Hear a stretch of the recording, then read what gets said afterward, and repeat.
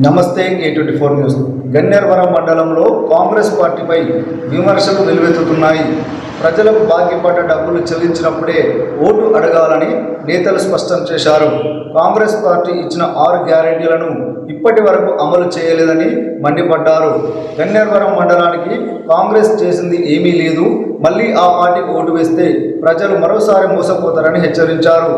రైతులకు సాగు, తాగునీటి సమస్యలు తీరేలా కాళేశ్వరం జలాలను కాలువకు తీసుకొచ్చిన చరిత్ర టీఆర్ఎస్ పార్టీదేనని నేతలు గుర్తు చేశారు.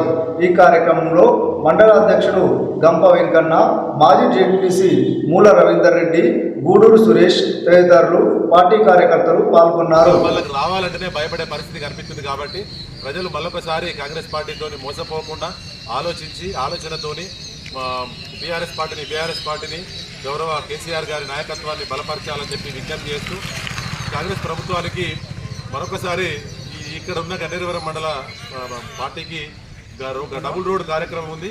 త్వరలో దాన్ని కూడా పెద్ద ఎత్తున ఏంటంటే ఎలక్షన్లు అత్తునేని ప్రచారం జరగగానే 4 తట్ల మట్టి పోసు, 4 ట్రిప్పుల నేర్పుడు, మళ్ళీ బంద్ చేసుడు, 4 ట్రిప్పుల మట్టి నేర్పుడు, బంద్ చేసుడు 2 సంవత్సరాలు అయిపోయింది.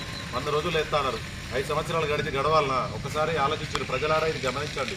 పెద్ద ఎత్తున రాబో రోజులలో ఈ నెలలోపు కార్యక్రమాన్ని కనుక పూర్తి స్థాయిలో పని స్టార్ట్ కాకపోతే ఇదే మొరం పోసి ఇదే మట్టి పోసుకుంటే ఇంకే ఎత్తే ఇక్కడ నుండి రాజీవ్ గారి వరకు పెద్ద ఎత్తున మాజీ ఎమ్మెల్యే రసభాయ్ బాలకృష్ణ గారి ఆధ్వర్యంలో గ్రామాన ఇంటిని తట్టి లేపి బాకీ కార్డులతో తట్టి లేపుతున్నాం.